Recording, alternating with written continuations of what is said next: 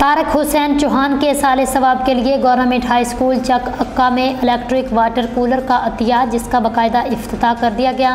आतिफ चौहान ने अपने वालिद मोहतरम तारक हुसैन चौहान के साले सवाब के लिए इलेक्ट्रिक वाटर कूलर स्कूलों में अतिया करने का सिलसिला जारी।